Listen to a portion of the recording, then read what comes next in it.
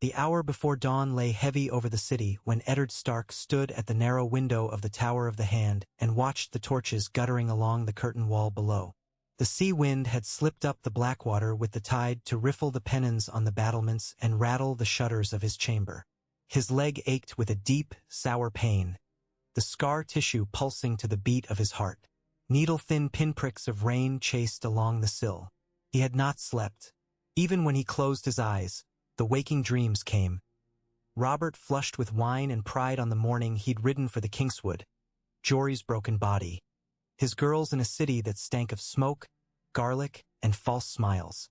He could not sleep and could not stop thinking, and so he counted torches that could be counted and measured distances that could be measured, as if numbers might arm him against decisions that would not. The door behind him whispered open, soft as silk. Eddard turned, already knowing the scent of orange blossom and oil the foppish lords of court wore in this climate. Renly Baratheon stepped inside without ceremony and shut the door behind him. The younger Baratheon's green velvet cloak had been thrown back and let the rain bead on his hair. His face, even in scant light, seemed made for smiling, yet the smile was absent now. "You sent for me," Renly said, the words quiet and tight. Ned did not waste courtesies. "How many men have you?" Renly's gaze flicked to the window before it came back to Ned's face. "Mine? Or men who will do as I ask. There's a difference in this city. I know the difference too well."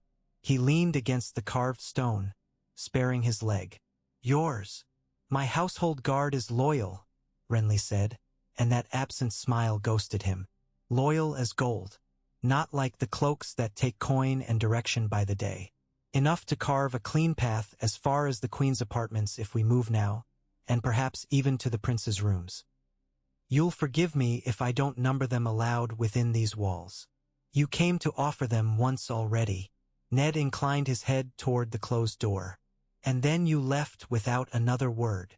Because you wouldn't take them," Renly said, sharp for once. "Because you spoke of honor and letters and the law and of Stannis." He stepped closer, lowered his voice until it was almost breath. "Robert breathes yet, but he is slipping.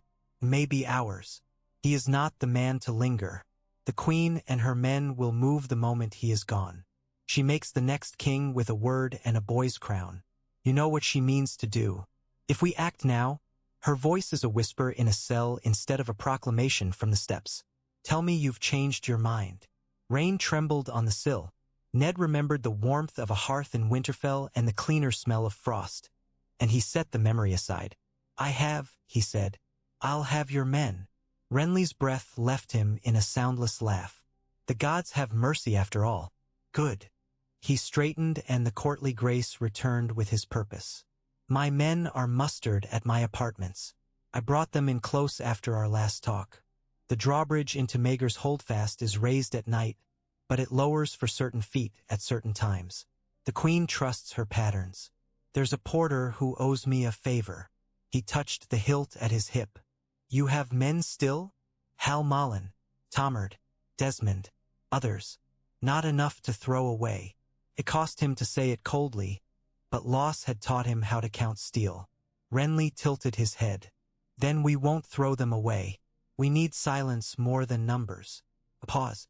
"We must have the Kingsguard with us. Or at least not against us." "Jaime Lannister is away," Ned said. "Selmy is an honorable man.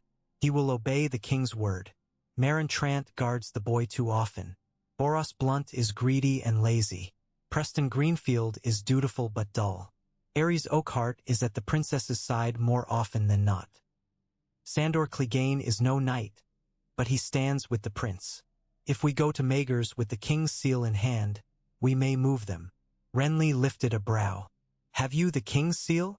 Ned had not let it sit more than arm's length from him since the parchment was signed that afternoon, Robert's hand shaking on the quill as he named Eddard Stark Protector of the Realm until his heir came of age. The words were fat with misdirection and mercy, and Ned had not had the heart to force Robert's gaze upon their ugliness.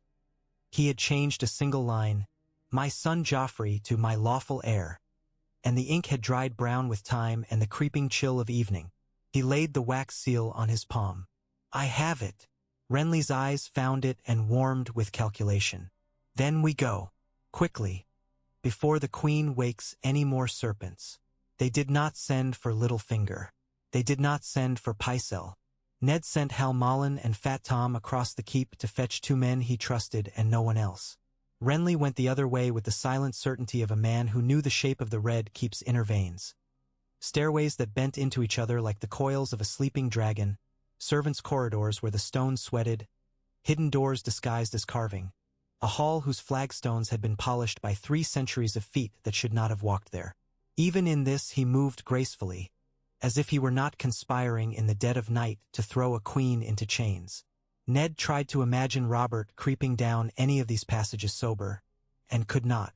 They met in Renly's apartments. The men who waited there wore green-dyed cloaks over mail and, where the lamplight caught it, emerald enamel on their brooches. Some had the crowned stag of Storm's End on their shields. Others bore no device at all.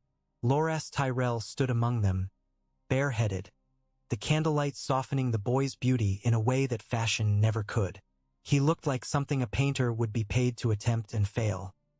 The Knight of Flowers smiled when he saw Ned, as if this were tourney day again and all was sport. "My Lord Hand," he said, "we ride afoot tonight." Renly rolled his eyes. "Keep your wit in your scabbard, Loras. We may need it sharp before we're done." "Will we be spilling blood?" Loras asked lightly, his gaze keen. "If we must," Ned said. It would come to blood soon enough no matter how well he moved now. But years with Robert had taught him this. Steel could be the last answer instead of the first. Varys appeared, as he always did, without being sent for and as if he had been there for hours. He stood in a darker corner, hands folded over his belly, his powdered face calm as a winter pond. Ah, the Hand and the king's brother hunt the same deer at last. His smile was sad. "The realm will thank you if you bring it down with 1 arrow." "Whose friend are you tonight?" Renly asked. "The realm's," Varys said mildly, as he always said. His perfumed breath fluttered the candle flame when he leaned in. "If you hurry, Lord Renly, your soft steps may outpace harsh feet. But there are other paths into Maegors than the drawbridge. The queen knows more of them than you. She was bred to the Red Keep as a viper is to the rock. Take the long way, and you'll find her gone with her children. I would be most distressed to see you arrive too late after so much brave creeping." Renly's jaw tightened. "You keep the most interesting confidences, Master of Whisperers." "I keep too many," Varys said. "I am crushed beneath them. Go quickly, my lords, and take men who can run." They went as a serpent goes beneath stones. Renly led with Loras astride behind and 2 of the greencloaks along the flanks. Ned came after them with Hal Mullen and Tomard shadowing him, and Varys followed last, drifting like a silk ghost, and said nothing further. They avoided the guards' posts where they could, and where they could not, Renly spoke and the porter looked aside. The keep was a maze of sleeping jaws. Twice they waited while a patrol of gold cloaks passed at a trot, their buckles clinking like coins in a purse. They took a narrow stair that smelled of damp clay and old wine and came out in the shadow of the high wall that rose around Maegor's Holdfast. Beyond it the queen slept or did not, and the prince dreamed of crowns or knives. The rain fell, and somewhere a raven complained. Renly's green cloaks pressed themselves to the wall and became parts of it. At the near end of the drawbridge a lantern burned behind a wooden shutter. Renly approached it alone and tapped with the pommel of his sword in a rhythm that might have been nonsense or might have been a song. The shutter cracked. An eye peered. The shutter closed. There was silence that lasted long enough for Ned's leg to throb 3 times and for him to wish for a chair. Then the winch creaked, grudging. Chains whispered. The drawbridge lowered finger by finger, until it lay across the dark water like a strip of wet bark. "Go," Renly said. They crossed into the Holdfast. Ned had not crossed that bridge by night before, and he did not like the way the waters of the moat lapped and gurgled beneath them like a living throat. Maegor's walls loomed, slick with rain. Towers rose where shadows clung to other shadows. Within the inner ward they found 2 gold cloaks playing at stones and bones under the overhang of a roof, and one was almost quick enough to stand before Loras had him by the wrist and had taken his dagger away and his breath after it. The other opened his mouth to shout and saw Renly and shut it again. "The Queen," Renly said to him. "You will lead us to her door, and if you say her name, I will have your tongue." The guard swallowed hard, his Adam's apple bobbing. "Aye, my lord."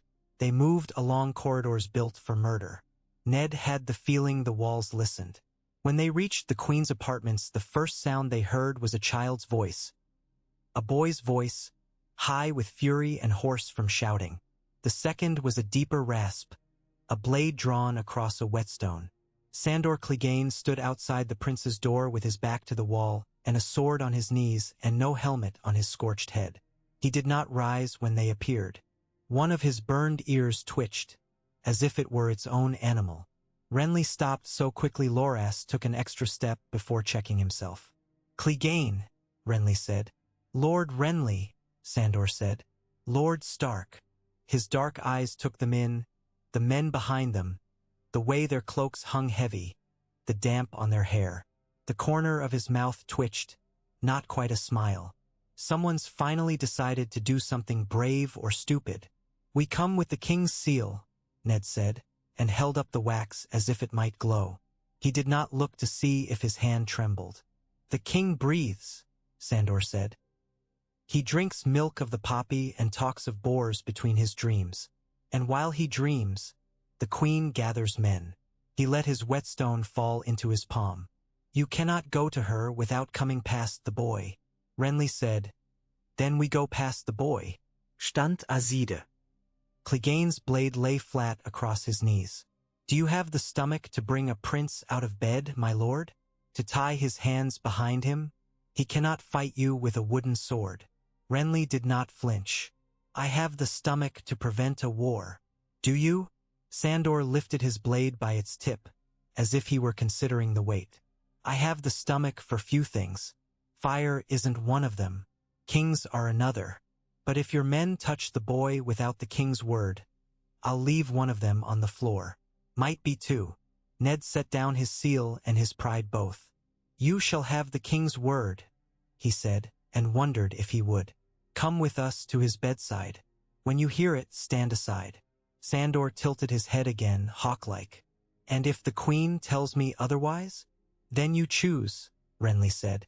"You can split hairs and children both if you like." He turned, and the bright boyishness fled his face. "We take the queen first," he said to Ned, quieter. "If we go to Robert and then come back, she will be gone. If we pull Joffrey from his bed, this whole hall will wake and men will die and the queen will be gone. We need Cersei. We need her before she can make orders." Ned did not like choosing between monsters. "If she runs, we hunt her," he said, and heard how that sounded. Robert would hunt. "We take the queen." He put his palm to the door of her chamber. "Open," he said to the guard. The man's hands fumbled on the latch. Inside, the room smelled of cinnamon and the ghost of the last perfume Cersei had worn. There were candles burning in a wrought iron stand in the shape of an open hand. Their light picked out the sheen of a golden comb on the dressing table, the white gleam of a sleeping cat on the chair, and the queen lying not asleep at all but in a chair with a book open in her lap and a robe thrown around her shoulders. Her hair was spilled over the back like sunlight thawed. She did not rise. Her eyes moved from Renly to Ned to the men behind them, and in their green there was no surprise, only cool contempt, a mathematical assessment of the numbers and their courage. "My lords," she said softly, "what a sad little hour to play at conspiracies." "Your Grace," Ned said. He would not forget the old words, even now. "You are to come with us to the king. To watch him die?" She closed the book. "I have watched men I love die. There is no charm in it." Her gaze found Renly and stopped there, like a needle driven into silk. "You, my lord, I did not expect you so soon. Left your roses in your bed? Or in mine?" Renly flushed and did not look at Loras. "You gave the king more than roses," he said. "You gave him lies. You gave him a cuckoo son and wrapped a crown around him. Now you'll answer for it." "How rude." Her eyes darted to the seal in Ned's hand and back up to his face. Did Robert ask for this parade? Did he beg to see me in chains? He never had much imagination in the bedchamber, but I confess I thought he had more humor than this. He commanded, Ned said. It was the safest lie. It would be a truth when he spoke the words in Robert's ear. He named me protector. He will name his heir. Until then, the queen is in my custody. You must come. Cersei rose with fluid grace as if she were not heavy with power. She pulled the robe more closely around herself and walked to the dressing table and laid her fingers on the golden comb as if to still them. You come skulking through passages as if you were thieves, she said. You break into a woman's chamber in the night. You think this is strength. She picked up the comb and set it down again. Do you imagine Robert did not know? I imagine he did not, Ned said colder. And I imagine you imagine many things that are not so. She turned to the door. If you must see your king humiliated, I will oblige. 2 Kingsguard men had come at the commotion, Boros Blunt and Meryn Trant, both in white cloaks that looked dingy in the candlelight. They stared at Renly's green cloaks and at Loras Tyrell, whose hand moved idly on his hilt the way a player might brush a harp. Their faces were solid with sleep and the solid assertion of their rank. My lords, Cersei said sweetly, these men have come to escort me to the king. It seems the hand thinks to confine me. She tilted her head at them. Will you allow him to dishonor me in my own rooms? Blunt's mouth opened like a fish. Trant's eyes shifted from Renly to Ned to Cersei, and he settled his weight. Our duty is to the king and his house, he said, as if reciting from a catechism. Then obey the king, Renly snapped. He commands the queen's presence. His grace sleeps, said Trant. The queen shall go to him when he wakes. She will go now, Renly said, and his sword came a finger's breadth from its scabbard, just enough to show the gleam. Loras took a cool step forward and smiled slightly at Trant. If you wish to dance, we can. His voice was airy, but Ned could see where his weight sat. Ready. No dancing, Ned said. The king waits. He fixed Trant with the flat stare he reserved for green boys who swaggered in the yard at Winterfell. Choose your duty, sire, and do not make the wrong enemies. Meryn Trant did not like that, but he looked to Cersei. She gave him a small nod that might have been gracious. If you insist I go, she said to Ned. You should think where you intend to put me after. The Red Keep was not made to hold queens. She glanced around her chamber as if she were noting which things she should have her maid bring later. I am ready. They took her between men armed well enough to discourage last thoughts. Outside, Sandor Clegane's blade was back flat on his knees. He watched them pass with hooded eyes.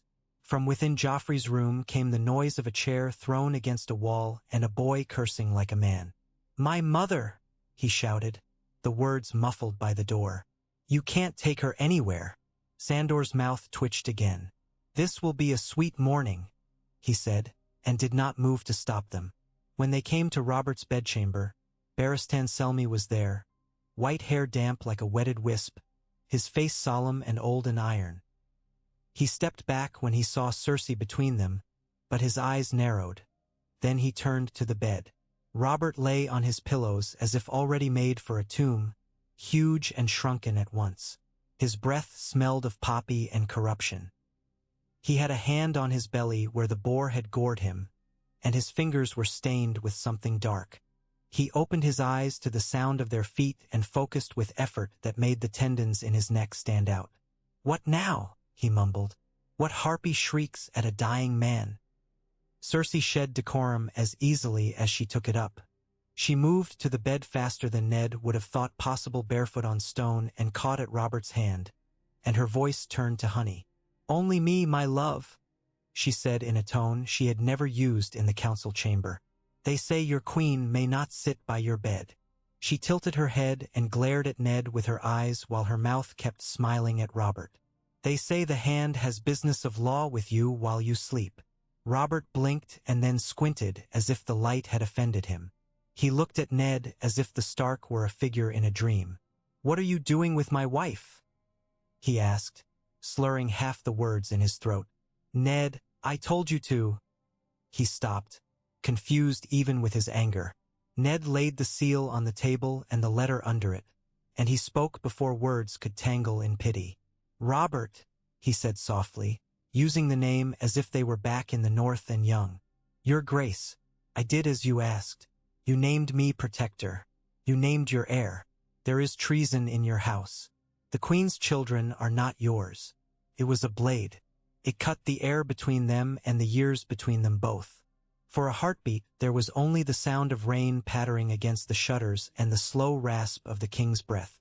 Then Robert's face screwed up with pain that had nothing to do with the bore. "What?" It was a whisper dragged over stone. "You knew it once," Ned said, "because lies now would rot everything. Jon Arryn died trying to bring it to you. Stannis knows. Your seed is black of hair, always has been. Her children are not." Cersei, still holding Robert's hand, dropped it as if it had burned her. She straightened, both beautiful and terrible at once, like a statue set on a wall to forbid entry. "This is a trap," she said, her voice gone iron. "He would see you die with sorrow on your tongue and not wine." Robert's chest heaved. He turned his head to Barristan. "Sell me," he said. Is this? "It is serious, your Grace," Barristan said, and that was all he would say. He met Ned's eyes for the briefest instant and nodded. Once, Robert's next breath rattled. He looked to Renly. "Little brother," he said, "you would bring my wife here like a common with your pretty boy friends." The effort cost him what little humor remained in him. He coughed, a wet sound. "Damn you for all you are." Renly swallowed the hurt with something like admiration for a dying man who could still cut. "Forgive me, brother," he said. "We must keep your son from making himself king before you can make a different one." Robert closed his eyes for a long blink. When he opened them, something of the old brawler looked out through the pane. "Bastards," he said hoarsely. All of it. Cersei." He stared at her as if he could reach back years and throttle all the nights between them. "I should have never," Ned cut across. "Your Grace. Your orders." "Orders," Robert said, and tried to laugh and could not. "I am a king. I give orders."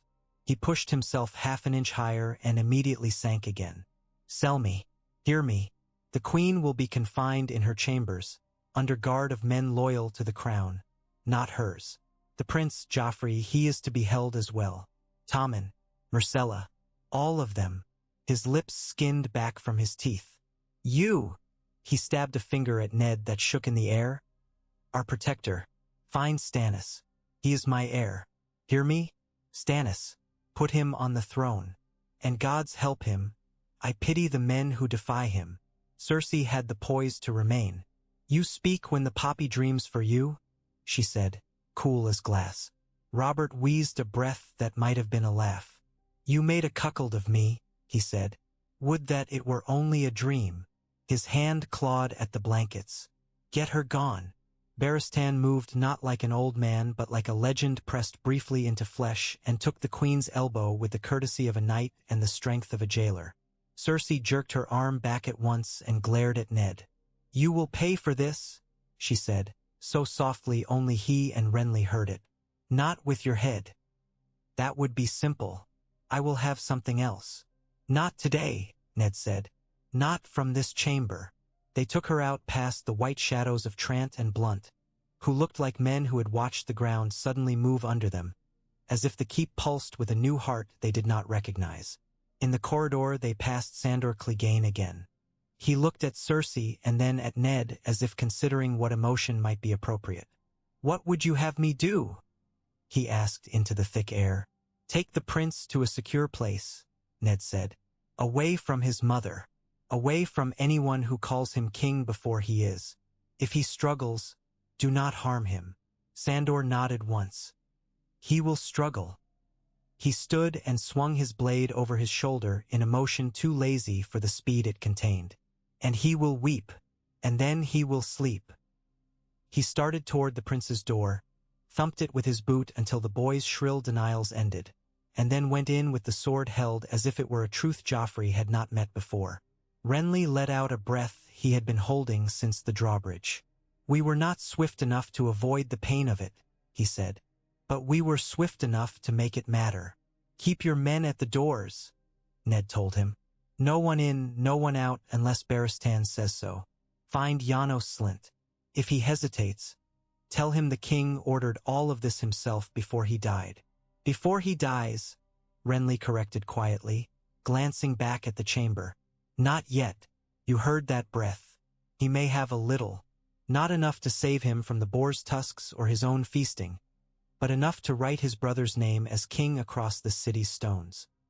He looked at Loras, and the boy nodded once and vanished down the corridor light as a cat. As dawn chewed at the horizon and spat it back pink and dirty, the city woke to rumors instead of proclamations. A queen in chains. A prince broken to tears in his pillows, then silent. The hand walking like a man whose leg ached because a golden lion's brother had tried to kill him and failed, and whose heart ached because an old friend was dying and could not be saved by right and wrong any more than by leeches and poppy. The small council was called and came in twos and threes, some looking angry, more looking calculating. Varys, already present, poured wine for all who wanted it and water for those who did not. Pycelle tottered and smelling of peppermint and self-importance, his beard combed. Littlefinger arrived with sleep in his eyes and humor on his lips, as if he had been to a brothel that only laughter could buy. Janos Slynt came, grim and wary in the bronze breastplate of his office with gold stripes painted on a field the color of coin. Men said he had been bought before. Men said he might be bought again, provided the coin had the queen's face or the king's or the hands at the right hour of night. Now he came with 20 of his cloaks, and the way they shifted their weight when they stood made Renly's green cloaks shift theirs in answer. Ned did not let the room breathe first. He stood with the table between them and set Robert's letter upon it. By the king's command, he said, I am protector of the realm until his lawful heir comes of age. The king has named Stannis Baratheon his heir. He let the words lie and let all the small gods of politics fight over them in the heads of the men who heard them. Pycelle's mouth made a wet fish shape and then a pious curve. Your lordship, he said ponderously, might not this matter wait for the morrow?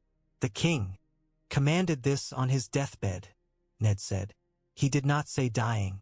He did not have to. The bells were not yet ringing, but behind the paneled door he could hear the slow, failing breaths like the sea. The queen and her children are held under guard at Maegor's. They are safe. They are to be kept so until such time as the King Stannis commands their fate. Littlefinger flicked a crumb of bread deftly from his sleeve. I would have chosen a day when the markets were open to announce such a thing, he said lightly. But I confess I envy you, Lord Stark. Few men may say they made a king at breakfast. Renly shot him a look. We did not make a king, he said. We obeyed one. Semantics, Littlefinger said, smiling. They always make for splendid funerals. Spare us your japes, Peter, Varys murmured. There will be time for all of us to make one mistake today, or perhaps two, but let us not use them all on words before the bells toll. Janos Slynt cleared his throat in a sound like a shovelful of gravel sprayed across a street. The gold cloaks, he said. Keep the peace. That is my charge.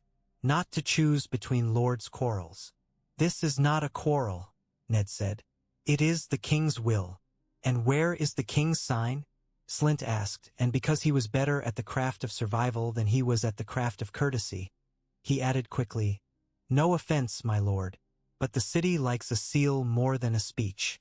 Ned slid the wax forward. Slynt's eyes touched it and he nodded, half reluctantly. The watch will obey the protector, he said. We will hold the gates, man the walls, and keep the streets from drowning in fools. But you must speak to the people. Some will want the boy. They should not, Renly said. He is not the king's son. The words were loose in the room now, slithering like snakes. Pycelle went gray to his beard. Littlefinger's smile thinned. Varys watched faces the way a man of the cloth watched a heresy take root. Not, Pycelle said, swallowing. You are certain? To speak such words. I am certain, Ned told him. And so is another who has written to Dragonstone. He sent ravens that hour under Barristan's eye, to Dragonstone, to Storm's End, to the lords of the King's Landing's hinterlands, to the Eyrie, though the Aerie's lady was likely to burn the letter and flee from the ashes, to Riverrun, where Hoster Tully lay old and ill and still more dangerous than he looked, to the Vale's bannermen, to the north, to Winterfell and its grey sky and grey stones and the boy he had left there to play at lord and who would have to become one. He sent copy after copy of Robert's will with the line that mattered most underlined and his own seal pressed hard enough to break. He sent the truth about Joffrey in one letter and then burned it, and sent only the name of the new king in the next. He wanted proof to walk into mouths that wanted proof and not break their teeth. With the city's dawn came news from beyond the city. The Riverlands were burning. Jaime Lannister had crossed at the Golden Tooth and thrown out the garrison as a man shakes dust from his cloak. Tywin Lannister had broken camps that had been ready to break for weeks and now rolled east like a gilded storm. The villages along the forked rivers would be sack and ash by dusk and memory by winter. Catelyn would be in the thick of it if she had left the Vale already. And he found his hand clenching until the knuckles ached before he realized Renly was watching him. "I'll send my men to hold the roads south and west," Renly said. "We can choke any western rider who thinks to bring a word to Tywin that he doesn't already have. Will you send to the north?" "I have," Ned said, and did not trust himself to say Robb's name. He wanted his son at his side because he was his son, and he wanted him in Winterfell because he was his heir, and he wanted him nowhere near lions. The wants made a knot. He put his hand to his leg and kneaded the old ache as if pain were a simpler truth. Robert died as the sun dragged up past the rain and lit the city in a light like old straw. The bells began at the Great September, and then the sound carried down into Flea Bottom and up again through the keep, through cavities where the wind built whistles and gutters where water made mourning of its own. Ned stood with Barristan when it happened and watched a boy Robert had been flicker behind his eyes like a candle in a gust and go out. He took the king's heavy hand and folded the fingers across the blanket and thought of a tourney and a girl with blue roses in her hair and did not weep. He could not. He had no water left in him. The city heaved like a beast under a spear. Some cried for Joffrey before the news of his confinement bled through rumors and became a snarl. Some cried for the old king and went to work because hunger was older than death. Some looked to the walls, because word from the Riverlands had come in on a tired gelding whose foam stank of fear. Renly stood taller before the small council at dusk. "We must name Stannis at once," he said. "We must stand him on the steps of the September and place a crown on him before the queen can pull the city into her pocket by habit alone. She may be confined, but her coin walks. Would you have me name a king whose sail has not yet rounded Massey's hook?" Littlefinger asked pleasantly. "We can crown smoke if we like.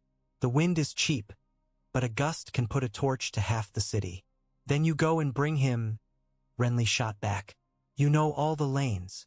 "That, my lord, is unkind," Littlefinger said and smiled wider. "Enough," Ned said. "We will not quarrel over speed while enemies burn our fields. We will make the proclamation now and crown when he comes. Janos, hold the gates and the walls. Admit no Lannister men. Varys, double the eyes on everywhere the queen has influence. If one of her friends coughs in the wrong corridor, I want to hear it before the phlegm reaches their tongue. Renly, keep a guard on the holdfast and one around the September. Do not draw swords unless you must, but if you must, finish." He went to see his daughters while the September washed and set out its finest cloth. Sansa sat in a window seat in the solar with the light behind her turning her hair brighter than the day. Her face was white, her back straight, her mouth stubborn. "They say the prince is locked away in the holdfast," she said as soon as he entered. "Is it true?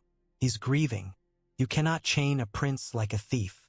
Princes have done worse for less," Arya muttered from the floor where she sprawled with a whetstone and needle on her knees. She lifted the blade with careful fingers and then lowered it again to take another whispering scrape. "They put thieves in chains and they put kings in crowns. It's all the same if you're wrong." "Sansa," Ned said, fulcrum between them. He knelt with a wince. "You are to leave the city. Both of you. I waited too long. I should have sent you before." The roads are dangerous, but the city will be worse. There is a Lysine galley in the harbor that sails with the tide north to White Harbor. You go with it. 2 of my men go with you, and a dozen of Renly's. They will bring you to Winterfell. Sansa's eyes filled with tears so quickly it was art. We cannot, she said. I am to marry the prince.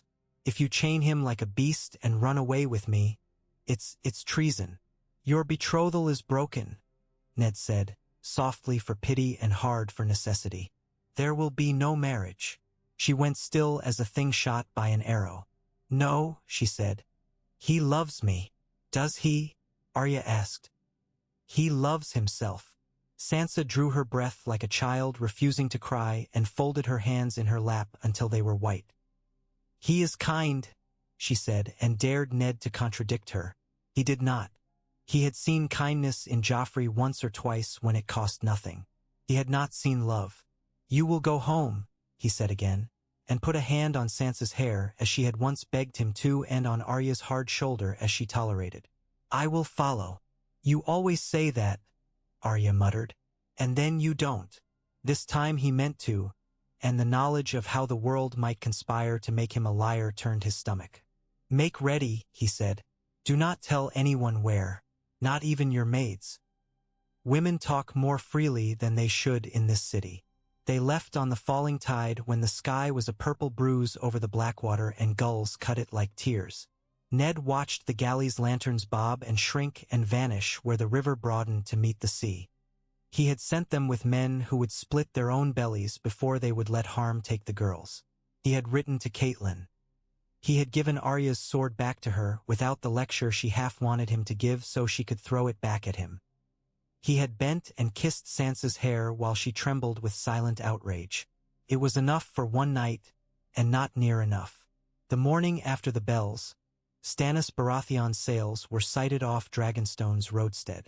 The second morning, his galleys entered the Blackwater with the tide, their prows cutting the green-brown swells like whetted axes. The black and gold banner of the crowned stag flew over his flagship, and the fire on the banner seemed brighter than it had any right to be in the gray light. Davos Seaworth stood at his side, brown as a plank and spare as a mast, while Stannis stared at the city with the single-mindedness of a man who had stared at duty his whole life and found it a poor dinner. He did not raise a hand to the crowds on the quays, and when he came ashore at the Mudgate, he looked at it as if it had personally offended him by being there. He took the oaths in the throne room where the dragon skulls used to stare, and he did not sit. He stood below the Iron Throne as if he were its jailer and not its lord and demanded the queen be brought before him. He heard Barristan's account. He read Robert's will. He listened to Varys with stiff courtesy and to Littlefinger with none. He looked at Renly for a long time, and during that time his face did not change at all, which said more than any smile or scowl would have. He turned to Ned last. You serve the realm, he said. Not me. I serve both when I can, Ned said. They are not always opposite. We will see, Stannis said, and only then did he look at the throne behind him. He looked at it the way a blacksmith looked at a horseshoe while it was cooling. The shape was set, the metal still could burn. Bring Cersei, he ordered. And the boy. They were brought from Maegor's with a dozen of Renly's men around them, and an equal number of Stannis's in strange blazoned cloaks from Dragonstone.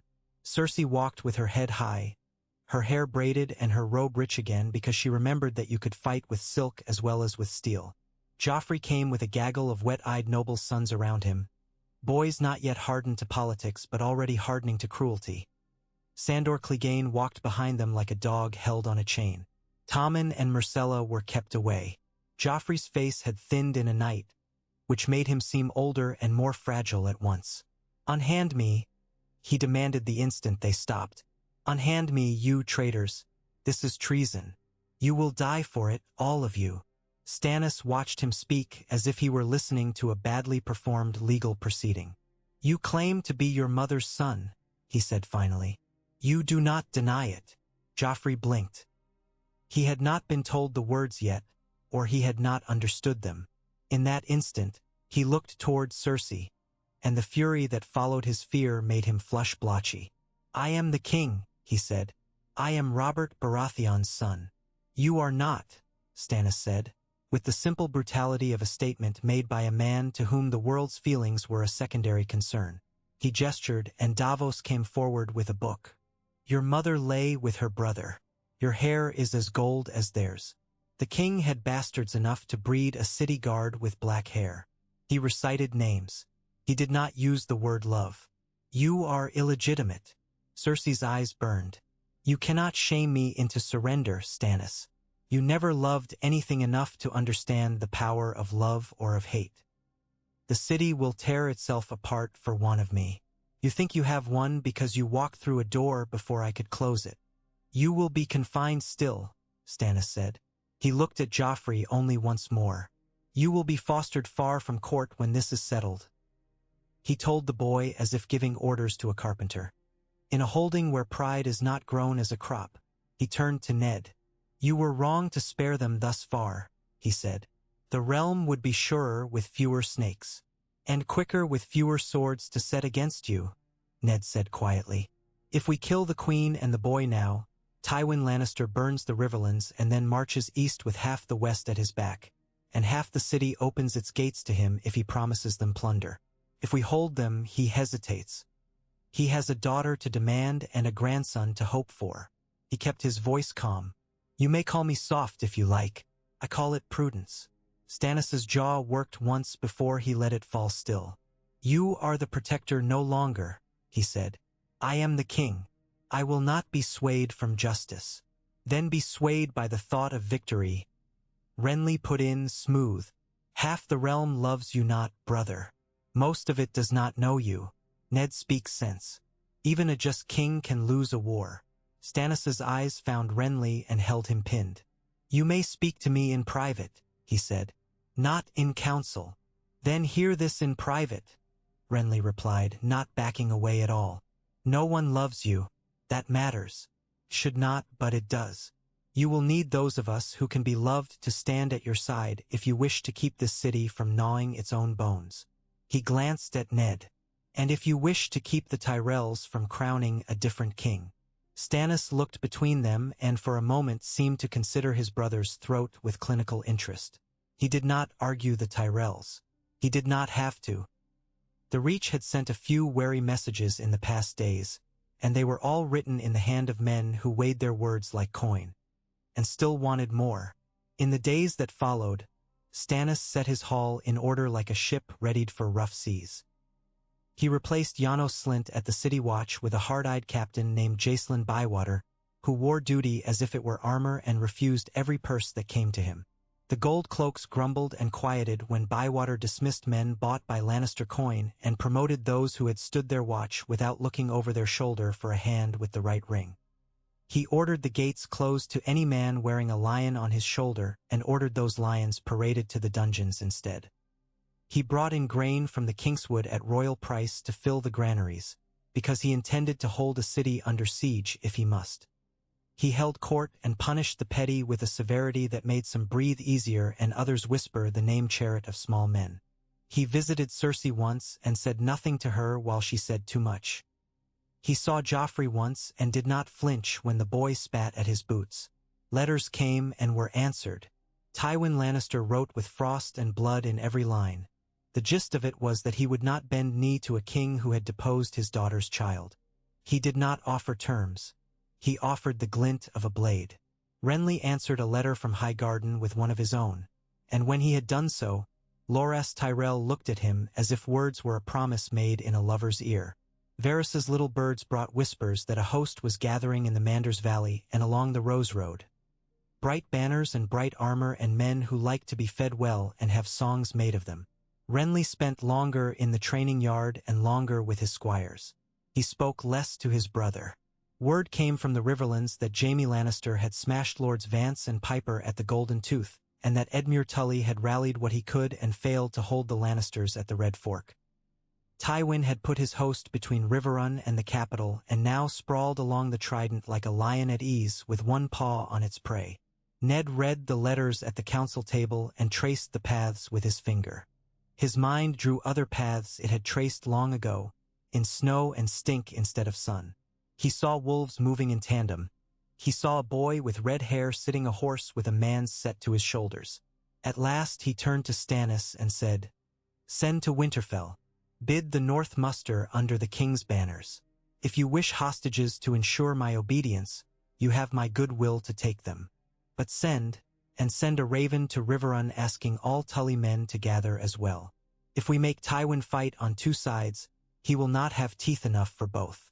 "You would have your son march," Stannis said, either flat or thinking too hard to sound any different. "He will want to," Ned said. "He is of an age. Boys want to do many things," Stannis said. "Few of them are wise. This one may be necessary," Ned said, "and he will not march alone." He looked to Barristan. "Will you ride, sire?" "I will ride where the king commands me," Selmy said. "And I would take a sword in the hand gladly instead of watching men's tongues cut each other to ribbons here." "Then the king commands," Stannis said. He spoke orders. Men began to move again. Ravens were loosed. Knights sharpened their steel. The city, which had felt like a closed fist, opened its fingers as men rode out in clumps with banners rolled around their poles against prying eyes. Renly came to Ned that night in the Tower of the Hand with a look in his eyes Ned had seen in Robert once when he had been very young and thought to take Harrenhal with 5 good friends and a song. "You made this possible," Renly said without preamble. "Had you sat with your honor and your parchment until morning the first day, we would have Joffrey in a crown by now and I would be menaced by my sister-in-law with every breath. Instead we have a king and a chance. We have enemies and 100 corners," Ned said. "We have a city that will turn its cloak if it fears hunger. We have a realm that thinks more with its heart than its head. We have a queen who does not need an open door to make trouble." Renly smiled. "Right. You are a boon companion," he said, and then he turned more serious. "I am leaving the city. You are the king's brother. I remain such wherever I set my feet," Renly said. He went to the window and looked out at the black shape of the holdfast against the night, at the faint lamps bobbing along the walls. "I am also the Lord of Storm's End. The Storm Lords look to me, not to my brother, for coin and for justice. They will not come for him if he sends for them. They will come if I ask. And the Tyrells will not mock his letters if I sit in their halls and drink their wine. They love me, or some of them do. It is a poor thing to base a throne on, but it is a strong thing to bring an army with." Ned had expected this from the moment Stannis had taken the throne room. He still felt the chill of it in his bones. "You will not set your own crown." Renly looked at him a long moment. "Do you think me so faithless?" "I think you are your brother's brother," Ned said. "I think you have Loras Tyrell in your bed and Mace Tyrell in his hall and the Reach in your hands if you extend them. I think you will ride between Highgarden and Storm's End like a bee between flowers, and men will want to crown you with laurel and with steel. I think you will be tempted. But I do not say you will have the crown before you leave the city." "Kindly put," Renly said, laughter in his voice and danger beneath it.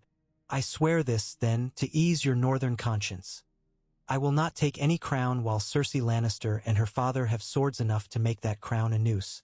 If I become king, it will not be because I stole it. It will be because the realm asked for me and you and Stannis both refused to hear them." "Swear it to the gods," Ned said, and surprised himself by caring to hear the words aloud. Renly swore carefully with the right names and the right gestures. He rode at dawn with Loras at his side, a wedge of green cloaks behind him, and for one brief hour the city loved him the way a child loved a bright toy. The wind carried the shouts to Ned's window and set them down like birds on the sill. When he waved them off, he felt something that was not envy but knew its shape. Robb Stark came out of the north like a winter promise, with the Manderly's great-bellied men-at-arms and the Umbers hooped and brandished axes, and Karstark lances and Hornwood men and plain men who were not called by any of those names but who had worn leather until it seemed their own skin. He passed the twins because the Freys could not decide which side of the river was most profitable, and he built rafts and had the Manderlys throw ropes in the night and floated men across where the water ran black and cold and the fog lay like a blessing on lawlessness. He crossed, And the phrase looked into a fire and saw a boy with a lord's command in his mouth and decided to swear while asking for a thing that could be taken back if the world turned otherwise. Robb told them they could have the promise of a marriage if they could catch the bride when she was older and he was not dead. Walder Frey cackled and took the words. Catelyn found him on the far bank and rode with him. She had come from Riverrun with Edmure captive and Hoster ill, and Lisa gone tighter around her son than a fist. She kissed Ned's letters when she received them like a woman who had forgotten how to pray and remembered. Robb listened to her and listened to the Greatjon and somehow did both at once. He met Tywin's outriders in a field of barley and let them believe he would come that way. Then he came another way. He sent the Karstark south to bait Jaime toward the Whispering Wood. He put packs of wolves on the Lannister scouts at night. He moved like a young river. He would be old one day and learn the patience of stone. But the day had not come. Stannis sent to him and bid him come to Riverrun's relief in the name of the king. Robb did not need the bid. He marched anyway. He struck Jaime in the Whispering Wood and for a night iron rang among trees older than pride. He broke the Kingslayer's host and took him above the elbow and dragged him in front of banners he had mocked. It did not end the war, but it broke the glamour that had clung to the lion's head. Tywin retreated, not running but looking back, and set his defenses around Harrenhal, the great black corpse of a castle that burned and never stopped burning. He bled the Riverlands while he waited for a mistake. In the capital, Stannis held fast. He received Jaime in chains and did not show satisfaction. "You killed the king's hands men in the streets," he said. "You drew on the king's officers. You insulted justice. You will answer." Jaime smiled the white smile of a man who had stood in white for other reasons. "And if I answer quickly enough, will you let me stand in white again?" He asked with a drawl that did not hide his search for chinks in Stannis's armor. "Kings have been known to forgive." "Not this one," Stannis said, and had him taken to a tower cell where the window was a slit and the sky a coin of light you had to buy with vertigo. Cersei heard and tore her nails bloody against a door she could not open. Littlefinger found a way to set coin flowing even with no Lannister gold allowed through the gates. "A city is a sponge," he told Ned when pressed. "It holds water if you place it in water. It holds oil if you place it in oil. It holds wine. It holds blood. Do you wish to make wine?" He smiled. "I can do that." "You make everything sound like a jest," Ned said. "And you make everything sound like a winter sermon," Littlefinger retorted. "Both of us play to our strengths. Between your sermons and my jests, perhaps we can keep men from starving long enough for Stannis to be beloved for the lack of starving. The Reach feeds the city when it is in the mood. You know what makes it so? A certain lord with a green cloak and a handsome friend. If he comes with bread, the city will forgive him even if he brings knives later." Ned did not care for the way that sounded. "Renly swore," he said, though he knew oaths were to the court what fences were to goats. Useful if the goat had no reason to jump. "Renly swore to you," Littlefinger said. "We shall see to whom he listens when the roses sing." Summer weighed the city down like a hand, and with it came a sickness in the lower streets that had little to do with politics and much to do with filth. Stannis had carts roll through Flea Bottom every dawn and every dusk with men called to out their dead and bring them to the wagons, and he forbade the sale of watered wine and put 2 taverners in the stocks for cheating a soldier out of clean water. He sent for the Alchemists' Guild, and after listening to their bombast as patiently as he could, he forbade them to sell wildfire to any man not in his service and then told them he did not want it for his service at all. "Fire makes everything quick," he said when Davos asked him about it, on the quay where the sea sighed in endless patience. "But I do not wish to burn a city to save it." "Men will love you for that," Davos said. Stannis's mouth twisted. "There is no gratitude in sparing a man's house. He will tell his sons it was his effort, not my forbearance, that kept it standing." He looked out to where the river met the bay. "Love is not the coin I intend to spend. Fear is cheaper. Respect is sounder." "Fear and respect are dear goods as well," Davos said, not to contradict but to remind. Stannis snorted softly. "Then we shall see what the market bears." Cersei in confinement was not idle. She had a boy's tutor smuggle out a letter stitched into a saddle pad. She bribed a laundress with promises she could not keep to carry a message to a cousin who carried another across the river at night. She wrote to the Westerlands until Stannis had the ravens from the Red Keep's tower counted twice daily, and then she wrote to men in the city who thought themselves small and were not. She wrote scent into the paper and the memory of heat between skin. She wrote blood into a chandler's ear and put a thought there that itched and grew into a plot to set the holdfast's lower gate afire. Bywater caught the chandler at the wall with a sack of oily rags and a tinderbox and a face wet with the sweat that comes when a man has made a decision and wishes he had not. They stopped the fire before it kissed stone. Bywater had the chandler hung by his thumbs until he named the laundress and the cousin, and then he hanged the laundress and cut the cousin's hair to the skull and put him on a ship outbound. "Mercy where it will be spoken of," he reported to Stannis, "and stiffness where fear will carry the tale faster." Joffrey tried to hang himself with a bedsheet in a fit of pride and terror, and was prevented by a guard who walked in at the wrong moment. Sandor Clegane saved him without ceremony, and his face twisted once when the boy cursed him for it. After that, the hound stood with him when Stannis summoned Joffrey to hear the lords swear. Joffrey did not swear anything. He stared at Stannis and at the Iron Throne with loathing that looked older than his bones. He had too much of his mother's will in him to yield even when it would have saved him half the pain. Renly sent word from Bitterbridge. He had half the reach. He had maced Tyrell at his table with his cheeks flushed and his pride satisfied. He had Garland and Loras at his sides, quiet and bright. He had Ser Mathis Rowan and Randall Tarley, who had once looked to Stannis, and who now looked with suspicion at a king who did not feast often enough to earn their songs. He had a crown made, because no one at Bitterbridge called him lord. The letter he wrote to Ned was crafted like a tapestry, rich with form and with false humility woven in. He wrote that the realm's heart had moved and that its head must follow.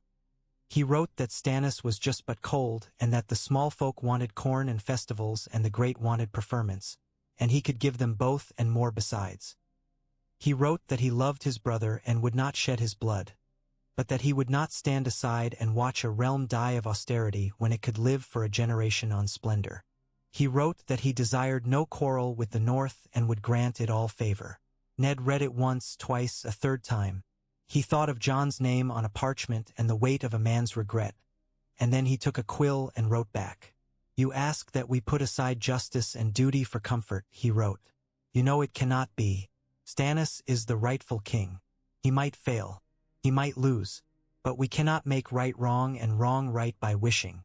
If you love the realm, you will not put a sword in its hand and bid it cut itself. Come to the capital. Bring your reach host and your storms and kneel.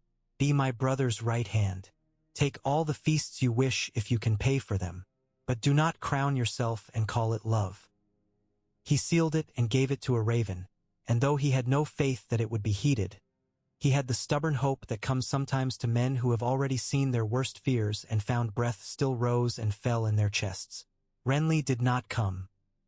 He crowned himself in a field where the roses grew and the bees were mad, and the songs of that field filled the city before the ravens did. He set out for Storm's End with a pageant. Behind him the Tyrells rolled like a green flood. Ahead of him was a castle he should have called home and a brother who had taught him as a boy to tie a sailor's knot so that it would not slip when the wind turned. Stannis looked at Ned. His face was as hard to read as the Iron Throne. "He is a traitor," he said. "He is my brother." "Both can be true," Ned said gently. "We will answer him with iron and not with letters." He hesitated then and chose caution over pride. "Have a care," he said. "Do not fall into sorcery." Stannis looked genuinely startled. "Do you take me for that?" he asked. "For a man who would set the city afire to toast bread?" "I take you for a man who wishes too much to win," Ned said. "There is a woman at Dragonstone who whispers in some men's ears and calls the whisper godly." He did not call her by name. Names had power, some said. He had seen the power men gave them. "Do not listen to her. Do not bring that into the city." Stannis stared at him for a long moment, and when he spoke his voice was low, almost weary. "You think me a fool," he said. "I am not. I have no love for red women or for flames that make men feel holy. I will meet my brother in the field or below a wall, not in a tent with candles guttering from unholy breezes. He sent Davos to sail his host around the peninsula and land south of Storm's End, where the cliffs broke and the sea ran into shingle-beached coves that had drowned men careless enough to think themselves lucky. He set a siege that was more honor than strategy, because Storm's End had been made to laugh at sieges and had done so before his father's father was born. He stood in the rain and looked up at the piled granite like a judge considering a criminal who would not stop smiling. He kept the city in supply with the rest of his ships, and he kept Cersei in her cell, and he kept Bywater at the gates, and he kept justice like a bar of iron in his hand, and not many loved him. In the Riverlands, Robb had a victory and then another and then the long dull ache of a war that did not end when you wanted it to. He sent Jaime Lannister under heavy guard to King's Landing, and in the throne room Stannis told the Kingslayer he would not be ransomed and would not be traded for any coin or land. Catelyn came to the city under escort to see her husband alive and to speak for her father's host. She looked older than when she had last looked on him in the Hand Solar. They walked together in the Godswood where the weirwood did not grow, and Ned listened while she wept and did not say the things they did not have time to say. They spoke of their daughter's safety. Ned told her he had put them on a galley, and she gripped his arm as if it were the only solid thing left in a dream. They spoke of Robb, and for a while they were simply a man and a woman with a boy who had grown too fast. Cersei sent word by a child who had slipped between guards like a needle between ribs. Strike at Storm's End while your brother watches you from the walls. She had written to a cousin whose loyalty was a more flexible thing than her intentions credited. Free me, and I will be queen again by nightfall. The cousin slipped a dozen men into Maegors dressed as ratcatchers and with ratcatchers' ferrets at their belts. And it would have worked if one of the ferrets had not found its way into a kitchen and frightened a cook into throwing a pot of boiling porridge into a ratcatcher's face. Bywater pulled them from a drain where they waited for night and hanged them under the gate. He let them kick long enough for the city to watch from behind their hands. The story of the ferret became a cautionary tale against clever plans. Renly camped beneath Storm's End and laughed at the sea spray and ate hot food every night and put on a king's cloak every morning and kissed Loras in a tent with roses woven into the ropes. And one morning he did not rise. The story that came to the city was foolish and terrifying by turns. A shadow had crept into his tent and killed him. He had died of a fever in a single hour. His own shadow had strangled him because he laughed too loudly at his brother. Loras had stabbed him in a fit of rage at some Imagine. Slight. Catelyn Stark had cut his throat because he had taken a crown she wanted for her son. The truth, when it came, rode in Davos Seaworth's eyes, and he would not speak it where anyone could hear.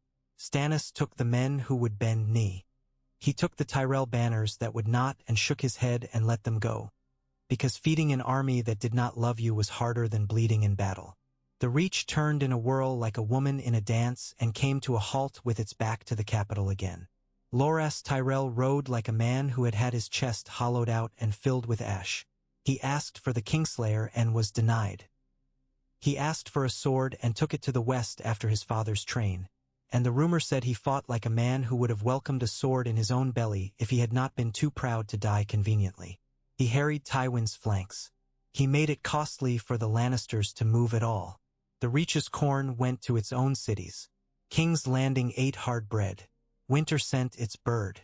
The white raven came one morning with its wings trailing light and a message bound to its leg cut and carved and written in the language the Citadel used when it wished to speak of the small tilting of the world under the feet of kings. Winter had come. It had been creeping down like a whisper, and now it settled like a hand.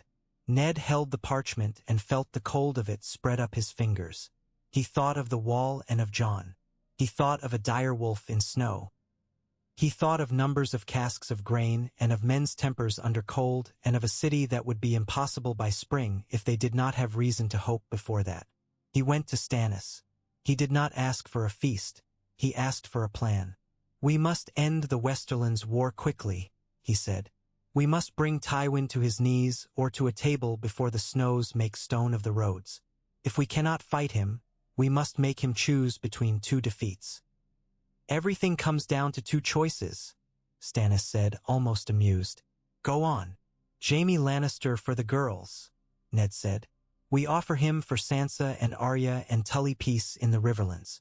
If he refuses, we hold Jaime and we march on Harrenhal with Robb on one side and Stannis on the other. We cut him free of the western road and drive him into the ruin he thinks is a fortress. He will lack food. He will lack water. He will lack pride enough to make him do the practical thing.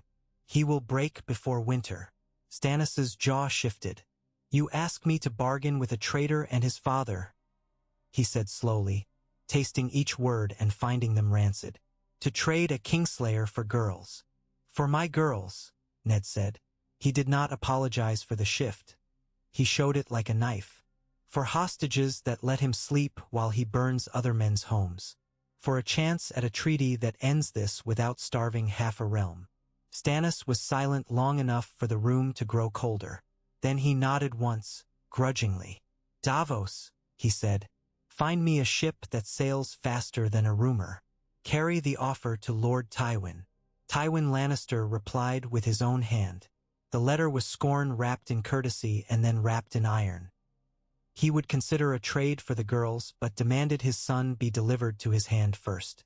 He did not accept that Stannis was king. He would not come to King's Landing if invited to kneel and be forgiven like a merchant caught watering wine. Then we march, Stannis said, and his voice had a satisfaction in it that had nothing to do with pride and everything to do with action. He left the city with Selmy at his right and Davos at his left, and the host that poured out the gate of the gods clattered over cobbles worn smooth by older hosts, older kings, older deaths. Ned stood on the wall and watched them go and yearned to be on a horse among them and knew that his leg would make him slow, that his daughters needed him home when they came home, that a king in a city needed a hand to keep the grubbing men from burrowing holes into the walls. He turned back to his tasks. Littlefinger grew a new revenue stream out of taxes on the silk trade and out of fines placed on men who watered soup. Varys came with whispers from the east, the name of a silver-haired girl spoken in dockside taverns and overheard by a man who did not know what he had heard.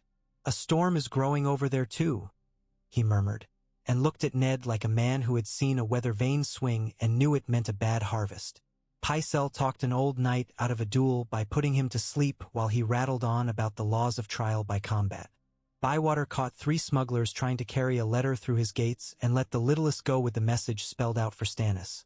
From Cersei to Jaime, because sometimes a watched letter says more than a seized one. Cersei waited, and watched as men she had not chosen moved her fate from room to room like a pawn on a cheap board. She had no mirror but the metal at her belt and the eyes of the women who came to tend on her. And in those eyes she learned the shape of her face when her pride was masked and when it was not. She composed speeches full of poison that she would use when she was given the chance to speak before a court, and she learned with slow astonishment that she might not be given that chance. For the first time in her life she understood the difference between being a queen and being an important prisoner. There were nights when she lay on her bed and stared at the canopy and felt as if she were hollow glass. There were days she laughed until the women hurried away from her, frightened. She had a knife hidden in a mattress seam and a vow to herself to set a hand to Stannis's throat even if she had to take a whipping afterwards. There were hours when she wept until her face hurt. She could not bear it when they took Joffrey away for his own good. And she settled cold hatred around the hand's name and warmed her hands at it like a brazier. Ned wrote to Winterfell and received word that the girls had arrived. Arya had fought 3 boys on a dock at White Harbor who had mocked her boots. Sansa had not spoken for a week and then had spoken only about music until Maester Luwin had given up trying to call her attention to letters. Catelyn had returned north by sea with them and took charge of Winterfell with a weary competence that brooked no argument. Ned sat in the solar with the letter and shut his eyes and listened to the city's hum and found it foolishly beautiful because of the words it housed. At Harrenhal, Stannis wrapped his gauntlet around the castle's throat. He held the east bank and let the west bank burn or drown as the river dictates, then built bridges made of logs chained together and bridges made of courage and sent his men across in columns while Tywin's scouts counted and could not quite count correctly. Robb pressed from the north again and this time made a feint at the Blackwater while the true thrust came along the Tumblestone in a bristling column of men who had learned to move through woods as if they were water. Loras Tyrell fell upon a baggage train loaded with flour and salted beef and drove it back into a marsh where the carts were swallowed and the oxen bellied and bellowing. And no songs were made of that except the ones that made men curse when they went hungry the next week. Jaime Lannister paced in his cell and tried the strength of the lattice at his window again and learned that Stannis's masons had not been lazy when they set the iron in. Davos brought messages between the camps like a man driving goats through a narrow gate, with all the animals convinced the other side held wolves. There was no one battle. There was a long unraveling. Tywin pulled his men back from the west bank of the Trident and made Harrenhal his hearth, and from there he struck and struck again. But winter crept in and made his men slower and his horses thinner and his pride into a brittle thing that snapped when he threw it down at a council of lords who had begun to wonder if the man they had followed all their careers might finally be wrong. He could not feed them all. He could not fight them all. He sent to Casterly Rock for coin to buy grain, and the roads froze and the coin waited in Lannisport warehouses while the grain in the Riverlands burned in hearths of men who counted their children's ribs. He sent to King's Landing for terms and did not use the word terms. He spoke of mutual advantage. He spoke of daughters to be wed. He spoke of justice in his own language, which was the language of the strong. Stannis and Ned drew lines on a map that winter wore thin. They drew lines through a king's pride and a father's fear. They drew lines that spared as many as any two men could spare when the world bent itself toward destruction for sport. They sent back to Tywin with a final offer. Jaime for Sansa on the city's gate. Arya already safe. Peace between West and Crown. Amnesty for all Lannister men south of the Rills who swore fealty. A 10-year tax on Lannisport's trade instead of a fine. Tywin Lannister read it by the light of a candle and melted wax at its edges with his anger, and then smothered the candle with his fingers and called for a fresh one. At last he signed, because a man who planned for everything weighed losing everything against living to plan again and chose the latter. The exchange at the gate of the gods was a cold pageant in a bitter wind. Jaime Lannister was brought in chains, cloaked in Lannister red that had not been washed. He was thinner in eyes that had once skated across any danger with a fencer's grace now snagged on the smallest things and ripped. He stared at Ned and the smile had teeth still. Sansa Stark stood on the inner wall with Catelyn's hand gripping her shoulder. She had grown, and sorrow had done what sorrow did when it did not collapse a thing. It had hardened her eyes without making them cruel. She did not look for Joffrey. He was not allowed to come to the wall. He stayed in his chamber and threw a pitcher at Sandor, and the hound ducked and then laughed. They crossed in the gate's throat. Jaime bowed with insolent flourish to Stannis and to Ned and to Sansa. "We should do this again," he said brightly. "Perhaps with different prizes next time." "Go home," Stannis said, and the contempt in the words made the air colder. "Protect your people. Pray for your father's sanity." Sansa took 3 steps and then 3 more, and then she was behind the wall and the gate was coming down. Ned stood, breathing hard from nothing, and let the tears come in private later in the gods' wood that had no gods and in his bed when he was sure Catelyn slept. In the dark he let himself picture Robert's laugh when some still sober joke had found him and halved him with mirth. He let himself picture Lyanna's face with the blue roses crushed in her lap. He let himself picture Winterfell. Peace did not come all at once. It came in pockets, and then in wider pockets, and then in places where men had thought they would never see it again. It was enforced in the West by the knowledge that Stannis would come again if his terms were trembled on, and by the knowledge that the North would come and the Riverlands now had wolves in their hills. It was enforced in the capital by Bywater's iron hand and by the return of bread to the markets. Renly did not live to see which man the realm would have loved more at the end of things. Stannis did not learn to smile for the small folk. He built ships instead. He counted coins and pairs of boots. He listened to Ned more often than he admitted, and when he did not it was because he had found another reason that was not personal. He spared Cersei's life longer than he wanted to, not because he was merciful but because her existence was a piece in a larger game that made Tywin behave. Cersei waited for the day when it would be otherwise. She did not eat what she was given when she felt insulted and did not eat when she felt proud and ate when she felt both and refused to admit it. She gave up on tears. She sharpened her words. There were days when she lost even those. She never bent. That was her triumph and her tragedy. Ned took his daughters home when the spring thaw made the Riverlands rivers into gray snakes and the air into a wet blanket. He rode out with a guard behind him and with Cat at his side and Sansa and Arya beside them. One stiff with new composure, one feral with lessons she had taught herself. He left the city in Stannis's hands and knew it would not burn if duty could keep a wick from flame. He left behind a king who had held to justice when it had been easier to choose comfort and who had lived to see a modicum of peace clawed back from the brink. They reached the neck before the marsh flies hatched thick and the reeds began their hum. They reached Winterfell with the smell of earth thawing around them and crows complaining at their arrival. The gray walls rose like a patient friend. The kids in the yard stopped to watch. Old Nan told a story that night that had nothing to do with kings and queens and everything to do with the way the snow fell sometimes when the world was very quiet and men walked from the outer bailey to the inner and did not hear their own feet. Sansa sang. Arya would not, and that was all right. Robb wore a sword that had been sharpened by use and listened with more quiet than before. Bran's eyes were older and farther lidded than a boy's should be, but they brightened when the dire wolves threw back their huge gray heads and howled at a moon that had hauled itself up above the towers. Rickon slept in a heap of dogs. Ned stood on the battlements in the freezing starlight and looked north. The air tasted clean. He had made war in the south and had not lost his head for it.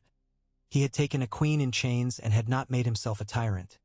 He had served a king who was not his friend but who was faithful to duty. He had brought his children home. It was not victory, not the sort that could be carved on a stone and set at the crossroads. But it was a life. For a Stark, that was an answer. Of course there was the thing to the far north, the thing that men would talk of in their cups and refuse to speak of in the morning. It breathed where the cold was older than memory.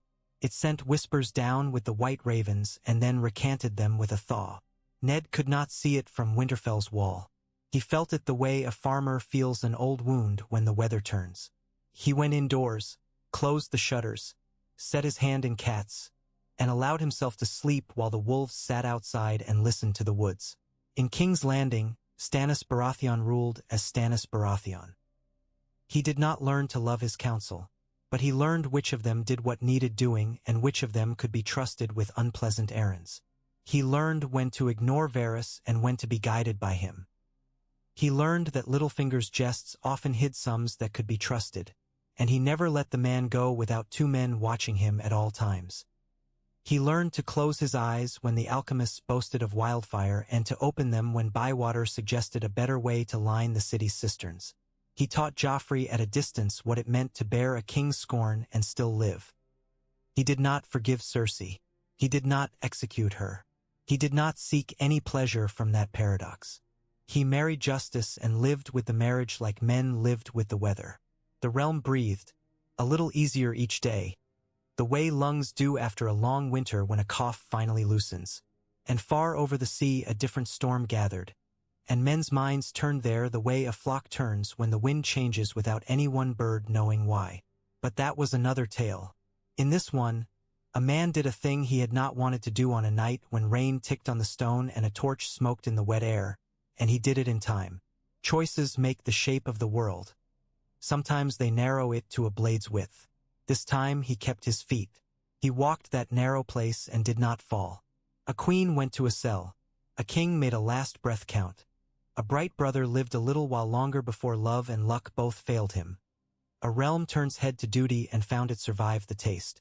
Winter came anyway, and men took out their furs. None of it made the snows warmer. But it made homes warmer, and it made children live to grow old enough to be stubborn in their own lives. And by some measures that was as good as victories got in Westeros.